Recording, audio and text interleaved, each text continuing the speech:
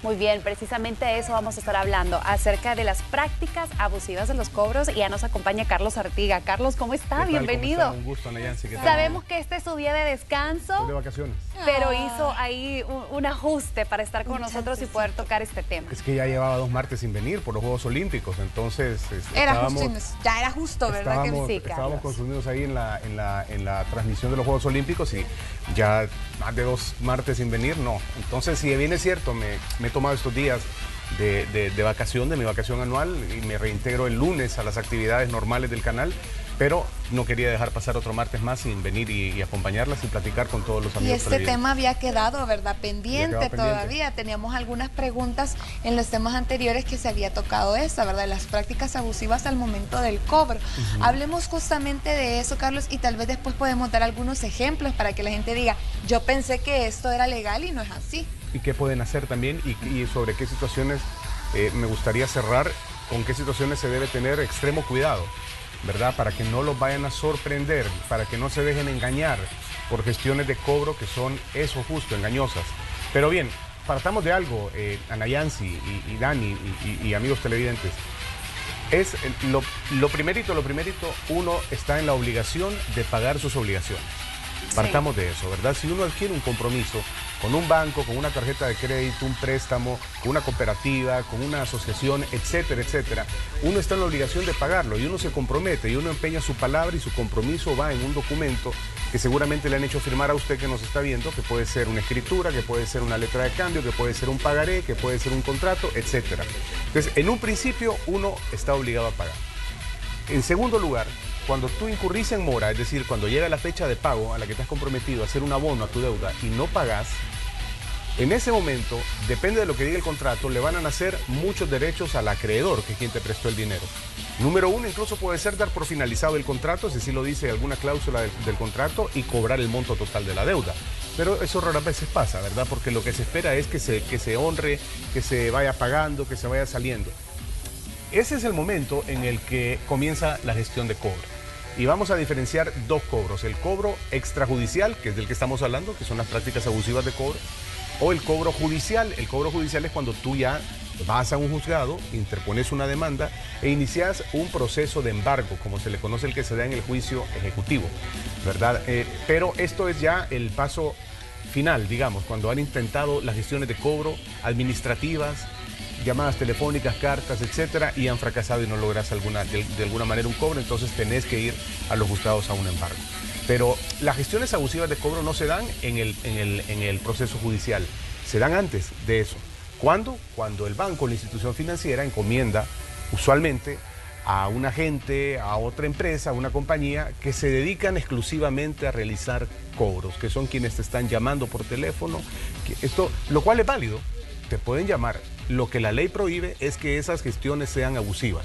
Pero por supuesto que está permitido que te hablen por teléfono para cobrarte, que te manden una nota a tu trabajo, que te manden una correspondencia a tu casa. Eso está totalmente permitido. Lo que la ley prohíbe son las gestiones abusivas de cobro. Y ese es el tema, ¿verdad? Identificar cuándo estamos ante una gestión abusiva y cuándo no. ¿Cuáles son entonces, Carlos? Bueno, nos vamos a remitir a la ley y traigo aquí la Ley de Protección al Consumidor. En su artículo 18 habla que se le prohíbe a todo proveedor, y en este caso un proveedor de servicios, estamos hablando de entiéndase, bancos, agencias de cobro, etcétera. Les queda prohibido, escuchen bien, realizar, en el literal F, realizar gestiones de cobro difamatorias o injuriantes en perjuicio del deudor. Quedémonos ahí. Gestiones de cobro difamatorias o injuriantes. Han habido personas que se han quejado de que algunos cobradores los denigran, los ofenden, los llegan a cobrar en frente de sus compañeros de trabajo, o se dirigen o les amenazan con que, mire, si usted no me paga, voy a ir a reunirme con su jefe y le voy a decir la situación suya, o voy a ir a donde su pagador, o voy a ir a donde su mamá, o voy a ir, etcétera. Eso está prohibido hacerlo, porque eso es denigrante incluso contra la misma dignidad de la persona, y la ley lo establece en el literal F del artículo 18. Pero no solo al deudor, sino que también le queda prohibido a las agencias realizar esas gestiones abusivas contra el codeudor o fiador, que ese es un tema que no sé si ya tocamos una vez, y si no valdría la pena que lo toquemos y lo apuntemos. Creo que no. ¿Verdad sí, que no? El de qué pasa si soy fiador o codeudor de alguien, ¿verdad? Y esta persona cae cae en mora. Solo así como por encimita hemos hablado. Le hemos pasado por encima, pero es bien importante abordar ese tema para saber el compromiso que uno quiere. Aquí estamos haciendo un paréntesis cuando se convierte en fiador o codeudor de alguien, ¿verdad? Es que es mi amigo, mira, y me pidió el favor que si yo no le doy la firma de fiador, no le dan el crédito para el carro, le voy a ayudar, le voy a echar la mano. Mire, hay amistades a veces que se pierden por temas así justamente. Porque la persona que se obliga principalmente, el que saca el préstamo para el carro, luego se va del país y luego se queda sin trabajo y luego se desentiende y a quien le van a ir a cobrar es al fiador o al codeudor, y con todo derecho, y no hay cómo escaparse de esa. Hay una acción en la cual usted puede interponer después de regreso contra el deudor principal para que él le reembolse lo que usted pagó, pero es un trámite largo, es un proceso engorroso y nadie quiere meterse en esos problemas, ¿verdad? Así que piénselo bien.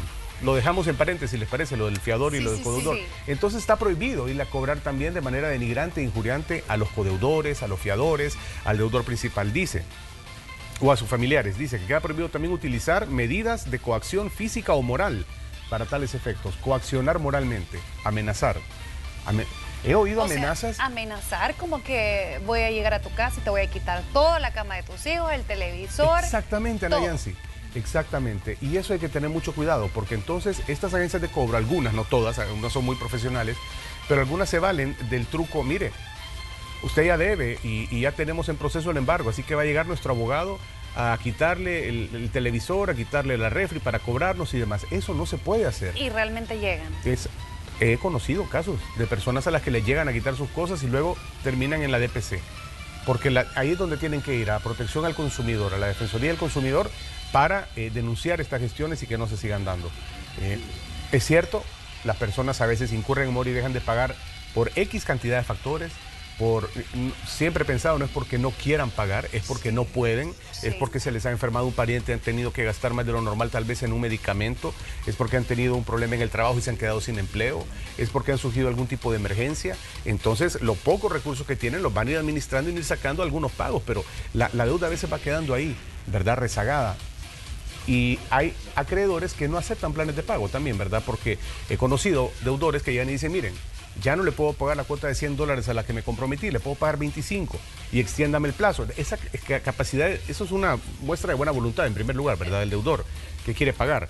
Y en segundo lugar, acreedores a veces a esto dicen, no, usted se comprometió a esto y esto es lo que nos tiene que pagar. Y tienen razón, lamentablemente, y están en su derecho. Pero uno puede negociar, porque si ya no tiene el trabajo que tenía, por ejemplo, si sus ingresos han bajado, uno como deudor puede negociar su deuda. Debería, sí, es lo menos que uno puede intentar hacer en ese caso como deudor, debe ir y tratar de negociar.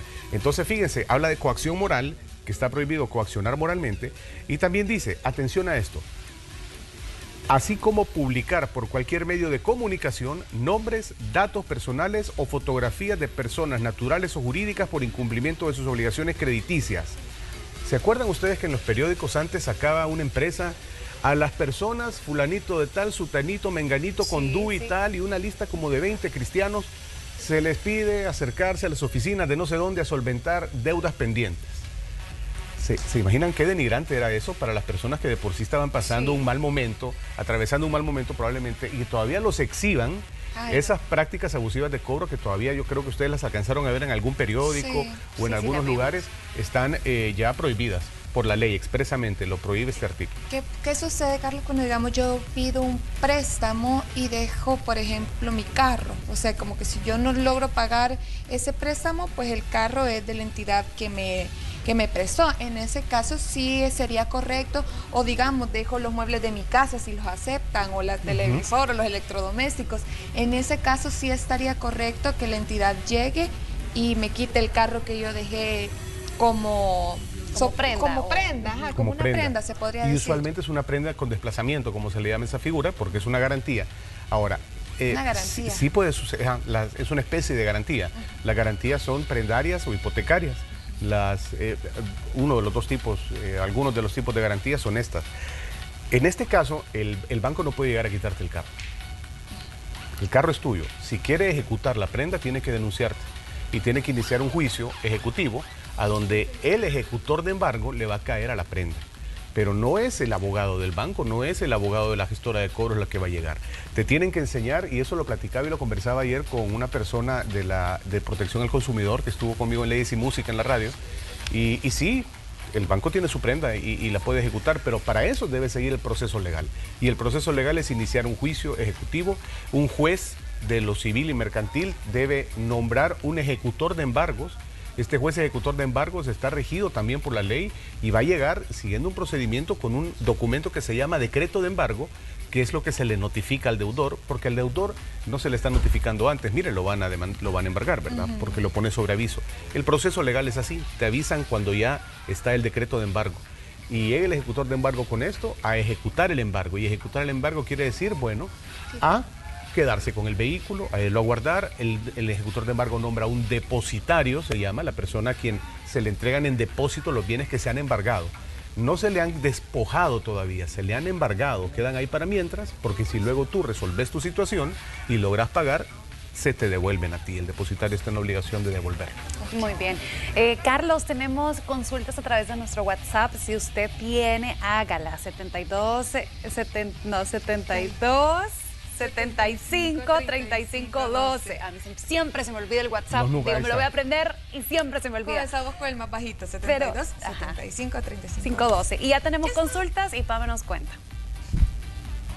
Así es, aquí estoy lista ya para leer todas las consultas que ustedes le quieren hacer a Carlos Artiga. Y la primera es la siguiente pregunta, Carlos. Dicen, ¿es legal si uno se atrasa un día que le cobren $15 o 20 por trámite administrativo? Y después comenta que le dicen que el cobro es por la llamada que le hicieron a uno. ¿Es esto legal, Carlos? Bueno, justo sobre eso, fíjate, hay algo aquí en la Ley de Protección al Consumidor, hay un artículo donde están prohibidos realizar esas gestiones. Oí como dice esto. Dice, cobrar cargos por pago extemporáneo. No sé si es el caso que nos está comentando la amiga. Queda prohibido a los proveedores cobrar cargos por pago extemporáneo cuando en la fecha última de pago las oficinas de establecimientos se encuentran cerradas por tratarse de días no hábiles. Esa es una excepción. La otra es, o que han sido días feriados, caso fortuito o fuerza mayor. Es decir, si a usted se le hizo imposible llegar un día y puede justificar que es por caso fortuito o fuerza mayor, no le pueden cobrar adicional, de acuerdo a lo que dice este artículo. O por cualquier otra circunstancia, dice, que sea responsabilidad del proveedor también. Si el proveedor tiene cerradas las oficinas, bueno, pues yo vine a pagar, pero están cerradas, ¿verdad? Sí. Entonces tampoco hay por qué hacer ese cobro. Como la falta de funcionamiento de los sistemas electrónicos, mire, se nos cayó el sistema. ¿Cuántas veces pasa, verdad? Se nos cayó el sistema y no podemos, entonces usted hizo el pago electrónicamente en internet, pero el sistema se cayó y regresó hasta el día siguiente. Ah, bueno, pero es que el sistema ya lo agarró como que era el día siguiente, ¿verdad? Entonces ya le cae ese cobro. No se puede hacer. Todas esas cosas hay que estar atento en lo que uno paga y dónde va el dinero para acercarse a protección al consumidor. Cierra diciendo, como la falta de funcionamiento de los sistemas electrónicos de cobro, en todo caso, la fecha de pago se va a prorrogar para el siguiente día hábil. Otra cosa importante, cobrar por servicios no prestados, salvo en el caso de los cobros mínimos de acceso a los servicios públicos. Esto tiene que ver, servicios no prestados tiene que ver como cuando te quedas sin energía eléctrica o sin internet y que has pasado medio día sin internet, un día sin internet, pero el recibo te enterito, como que si te lo han estado dando los 30 días, ¿verdad? El servicio. Y no hemos tocado el tema del salario, que ya lo vamos a tocar también. Carlos. Tenemos más consultas.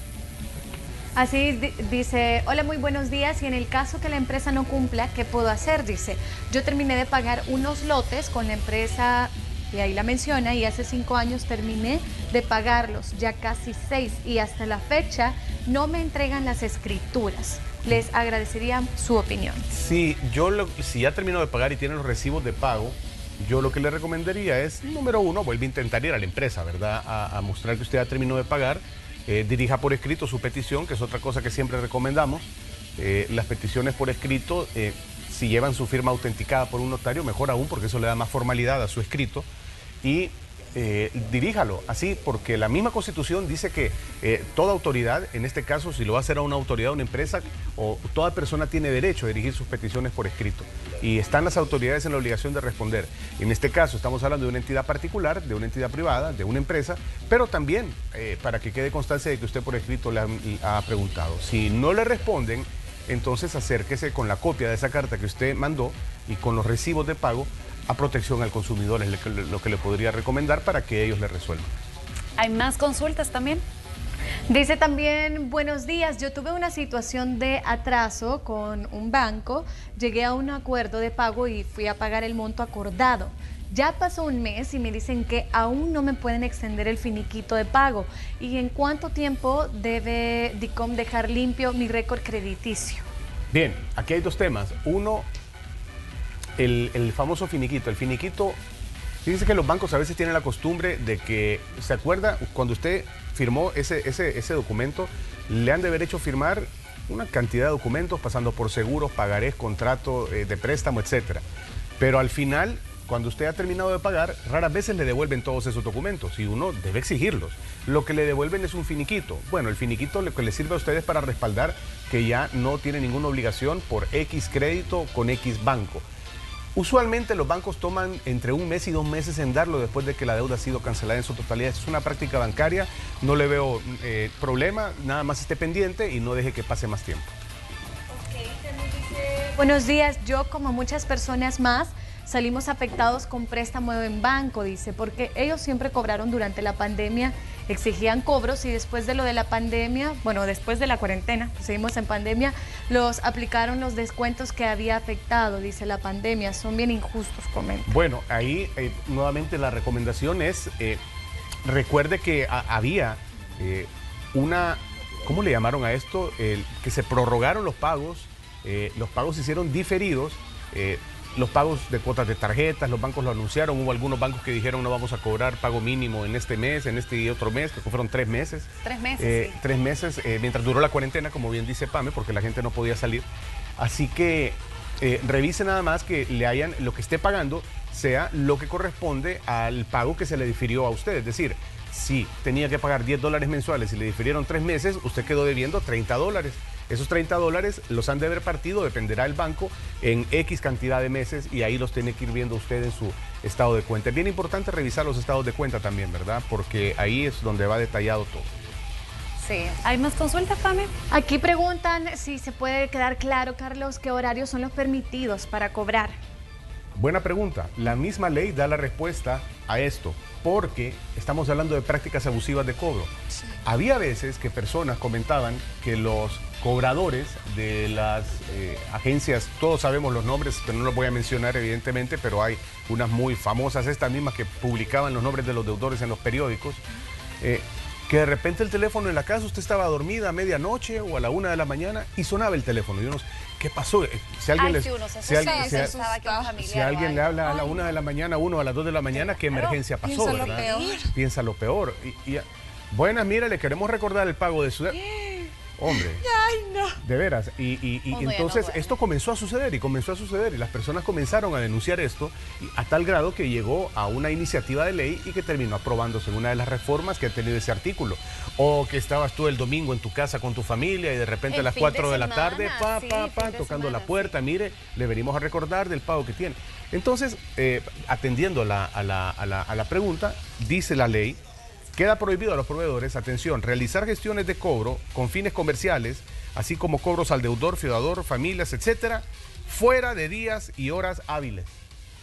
Solo le pueden llamar e ir a cobrar en horas hábiles, días y horas hábiles. ¿Qué se entiende por días hábiles? De lunes a viernes. Y horas hábiles, los famosos horarios de oficina, como se le conocen. Sí. Entonces, solo en ese lapso puede estar trabajando el call center. Después de eso, que le pueden hablar para cualquier otra cosa, para venderle un producto o algo, pero no le van a hablar para cobrarle. Para cobrarle. Dice la ley, mediante, fíjate, oye esto, así como de cobros al deudor, codeudor, fiador o sus familiares fuera de días y horarios hábiles, mediante repetitivos mensajes cortos de texto, SMS. Ya no tienen que estar mandando mensajes SMS repetitivos, o mensajes multimedia, MMS, llamadas telefónicas, correos electrónicos u otras modalidades. Más allá de los alcances que establecen las leyes. Esta prohibición también es aplicable a las personas naturales o jurídicas que se dedican a realizar gestiones de cobro. Para efectos de esta disposición se entenderá por días y horas hábiles el tiempo comprendido de lunes a viernes de 8 de la mañana a 6 de la tarde. Así que está eso, define la ley. Carlos, y hablemos un poquito acerca del salario, que es inembargable. También hasta un 20%. Hasta un 20% nada más. Okay. Eso te pueden caer encima. Pero si ya tenés comprometido el 20% de tu salario con embargo, ya no se te puede embargar más. Por ejemplo, si yo saqué un crédito y ya tengo el 20% comprometido, si quiero sacar otro crédito, eso ya queda a criterio del banco si me lo quieren dar, pero banco, no me pueden poner una orden irrevocable. Depende. La orden irrevocable de descuento la fija tu pagador, la empresa en la que trabajas. Si él acepta, si tu pagador acepta, bueno, también le vamos a aceptar orden y va subiendo del 40, pero él te la acepta, el banco feliz de tener una orden de descuento, ¿verdad? Porque eso es la garantía de ellos de que están recibiendo su pago mensualmente porque lo descuentan directamente de tu salario. Tenemos aquí otra consultita, ahí Zapame para decirnos más que todos los prestamistas, ¿verdad? Que el tema también es un poco amplio. Oye esa pregunta. Vamos con eso. Sí, dice, buenos días. Preguntan, ¿es legal que un prestamista cobre el interés al 140%? ¿Es legal eso, Carlos? Mira, ahí estás hablando de que está cobrándole mensualmente el 10%, más, un poco más del 10% mensual, ¿verdad? Porque el 10% mensual es el 120% anual. Y ahí al amigo le han estado cobrando el 140%. Esto usualmente se ve en los ¿cómo se le llama? Usureros. Aquella persona que está en algunas oficinas, el famoso prestamista, el que anda con las letras de cambio prestándole a los compañeros de trabajo en medio de la necesidad que tienen y les cobra el 10%. El tema de la usura es una deuda pendiente, me parece que todavía está por resolverse en nuestro país y eso tendría que abarcar específicamente cuánto es abusivo y cuánto es usura y hasta dónde puede ser un interés que no sea considerado como usura, ¿verdad? Porque en el mismo mercado de servicios financieros, de bancos, cooperativas, etcétera, hablando en global, las tasas de interés vienen dictadas por los riesgos que representan una deuda, porque para quien te presta un dinero es un riesgo, le está dándote el dinero a ti, ¿verdad? Es su dinero, te lo da a ti y se arriesga que se lo pagues o no se lo pagues. Entonces, en cuanto el riesgo sea menor, es decir, en cuanto sos una persona con una clase crediticia A, con un récord crediticio A, con buenos antecedentes, con un buen salario, etcétera, el riesgo es menor a que te quedes sin tu dinero. Lo más probable es que esa persona te va a pagar a ti de regreso. Entonces, el banco, la institución financiera, le cobra una tasa de interés menor, porque su deuda es un riesgo menor. Entonces, usualmente ahí es cuando te ofrecen tasas del 7, del 6, tasas bajas. Pero cuando te dan un producto con una tasa del 36% anual, del 42% anual, es porque, bueno, la institución financiera dice, me estoy cubriendo por si no me pagan, ¿verdad? Así que sí funciona, pero como tal, PAME regulado, me parece que no. Bueno, esa es la respuesta para nuestra amiga. También recuerden que todos pueden hacer sus consultas a través de nuestro WhatsApp. Ahí está apareciendo en pantalla el número 72753512. También dicen, yo debo una empresa que trabaja con revistas para mostrar su perfumería, cremas, entre otros. Y me llamaron y me dijeron que era descarada y una ladrona. Cuando mi esposo se quedó sin empleo en pandemia, cuando comenzó la pandemia, y hasta este año ha obtenido un empleo en el cual gana menos de lo que ganaba en el empleo anterior. He empezado a pagar mis deudas y estas personas me tratan mal.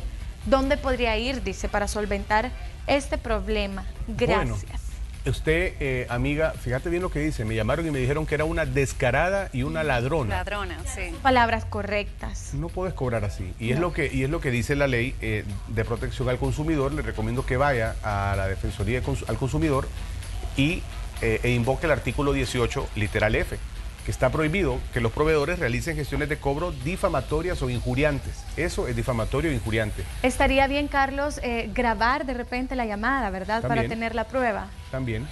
O si es por escrito, pues bueno, queda la prueba por escrito, ¿verdad? El mensaje o del correo. Pero en este caso me parece que fue por teléfono. Por teléfono. Sí, y aquí estaba viendo la página del consumidor y la ley de protección al consumidor y hay un número habilitado de WhatsApp que es el 7860-9704. Es el que me está apareciendo aquí, ¿verdad? Que me metí a... De hecho, se pueden hacer reclamaciones en línea también. Así que ese es hasta el momento creo yo que ese es el único que tienen habilitado por si les sirve esta información, o el 2526 9000, 2526 9000, que también ese es un número de teléfono que han habilitado, ¿verdad? La Defensoría del Consumidor para poder denunciar todas estas prácticas. Hay que denunciarlo, debe parar, eso debe parar. Y qué bien, Ana Yancy, que tú has mostrado eso. accedan a la página. ¿Cuál es el enlace, Ana Yancy, de la página? www.defensoría.gov.sb. Defensoría.gov.sb.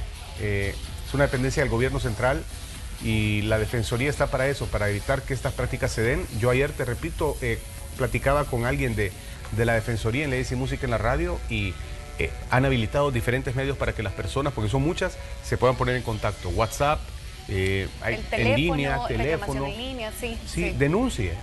Es que lo peor que puede pasar es que uno se quede sin hacer nada, ¿verdad? Y no reporte los abusos. Es cierto, usted ha caído en mora, es cierto, debe, pero hay formas de cobrar. Y lo que se pide es que se cobre no de esta manera, como decía la señora, que le dijeron ladrona, que le dijeron estafadora, no sé qué más le habrán dicho, eso no se puede hacer. Tenemos ahí una consulta en cuanto a las tarjetas de crédito cuando dicen que dan cero interés, ¿verdad? Entonces ahí vamos para que Pamela nos siga. Dice así, ¿es correcto que si uno compra en un almacén con tarjeta de crédito, cero interés, pero se atrasa, ellos le cobran intereses normales de la tarjeta? Acá yo entiendo que hay un acuerdo, ¿verdad? Sí, hay un acuerdo. De cumplir mensualmente Es con correcto. el pago. Sí, hay un acuerdo. Esto ya es más de otro tema. Esto tiene que ver con los acuerdos a los que llegas y es una triangulación, porque usualmente tiene que ver el cliente, que es quien compra el producto, la institución o el almacén, que es el que da el producto, imagínate un teléfono que compres, y el banco, que es el que financia la compra a cero interés. Evidentemente, si te atrasas, va a haber un recargo, ¿verdad? Esto es así. Tenés que mantenerte en tus pagos dentro de las fechas límites para que sea en efecto una compra sin interés y lo estés comprando, vale $100, te lo van a dividir en 12 cuotas o en 10 cuotas, terminaría costando, o $120 en 12 cuotas son $10 mensuales, no estás comprando sin interés. Ahora, si ya te atrasas, lo más seguro es que te van a cobrar algo. Había algo ahí también en otro mensaje, Pame, de DICOM, ¿verdad? ¿De cuánto tiempo tienen que estar ahí los datos? ¿En cuánto tiempo desaparece uno de DICOM, decía? Me parece que ese es un tema que van a tocar el jueves, ¿verdad? Estimada productora, el jueves, sí, dice que sí. en otra sección que tienen también muy interesante, donde creo que se van a dedicar a hacer ese abordaje del tema de la permanencia, debido a esta reforma legal que viene también, la permanencia de los datos de las... estas que se llaman burós de crédito, se les conoce, ¿verdad? Que son los que te tienen cuadriculado y tienen almacenada ahí toda tu información de años, del primer crédito que tú sacaste, desde la primera tarjeta hasta lo último que debes y cuánto has pagado. Estos son los que te hacen la radiografía de decirte tú sos un cliente clase A o sos un cliente clase triple A o B o D, etcétera, ¿verdad?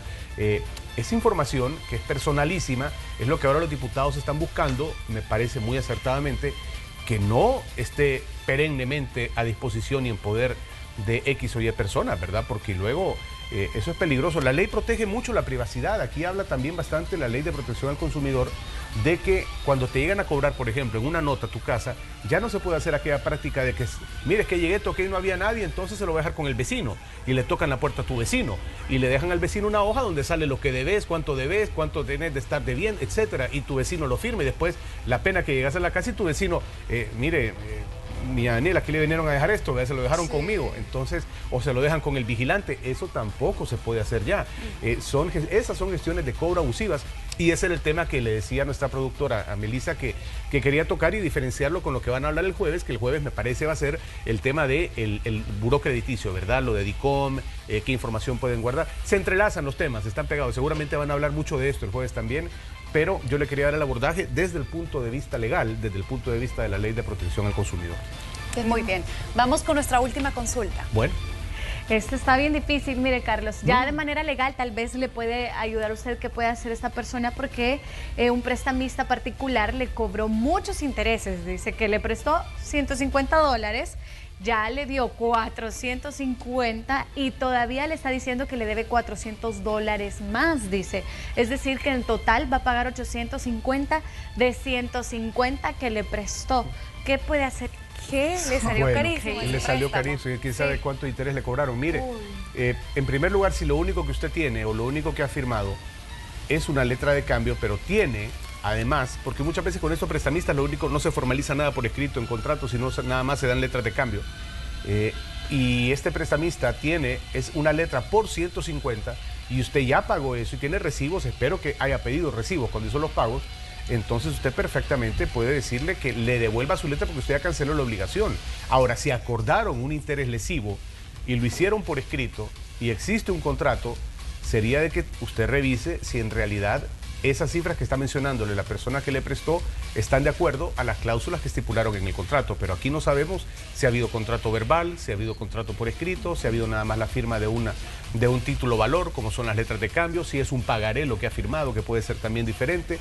Entonces, habría que revisar. Como siempre digo, las consultas aquí a través de mensajes en la radio, cuando hago aquí leyes y música, a veces no podemos dar una opinión del todo la que está esperando el amigo televidente, sí, porque me faltan insumos y nos falta conocer en realidad información, ¿verdad? Conocemos esto. Le puedo decir, le puedo orientar que podría la solución ser esa, ¿verdad? Primero, si solo hay una letra de cambio, entonces ya no pague. Entonces ya pagó usted y tiene recibos, y con eso cuando le lleguen a demandar va a amparar que usted ya pagó eso.